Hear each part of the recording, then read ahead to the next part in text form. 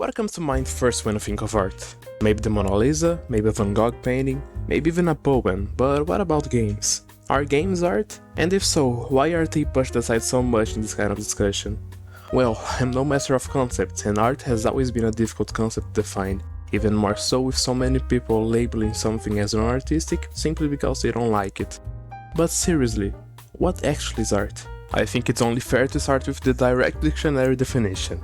Art, the expression or application of human creative skill and imagination, typically in a visual form such as painting or sculpture, producing works to be appreciated primarily for their beauty or emotional power. The expression or application of human creative skills and imagination, huh? It seems clear that, at least according to the dictionary, games should be considered art without a second thought.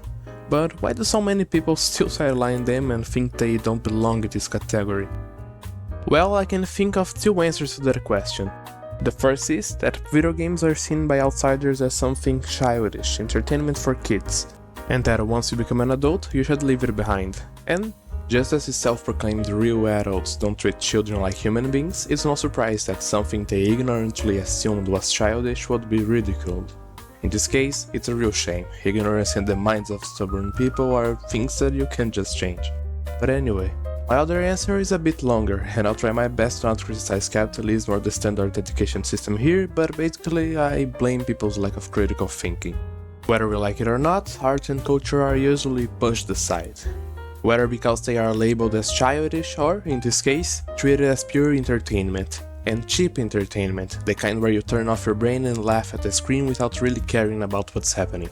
It's quite common for ignorant people, either from a lack of information or the denial of it, to simply assume that the sole purpose of art is to be beautiful, completely ignoring any value of culture, critique, knowledge and more.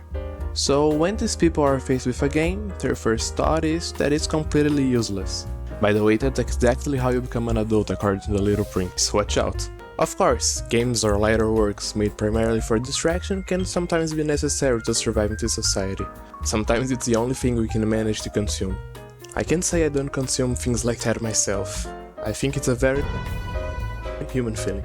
But the real problem lies when some people simply cannot move past this superficiality, usually because they haven't developed a decent sense of critical thinking throughout their lives. They are the people who say it's not that deep to everything. These are the people who say games aren't art.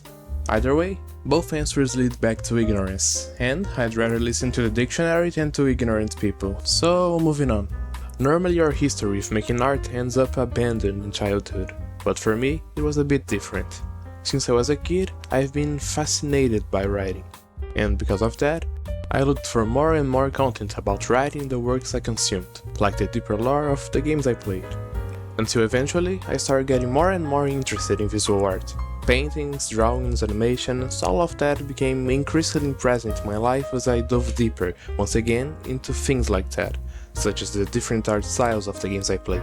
And recently, I've noticed that I've always had an admiration for music, and I started listening more and more closely to the soundtracks of the games I love.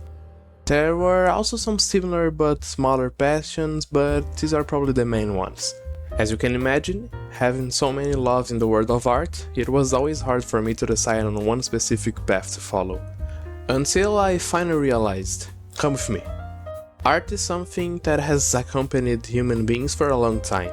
I mean, we even have cave paintings. But for a long time, the arts remained trapped in the same standard categories: paintings, literature, architecture, sculpture, theater, music, and dance.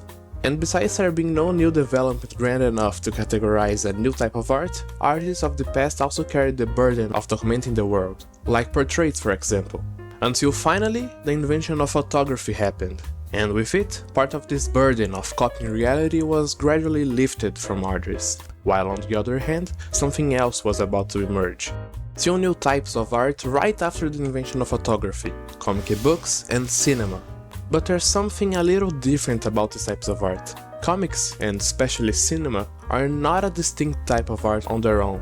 They are actually the fusion of other types of art which, together, make a new art form.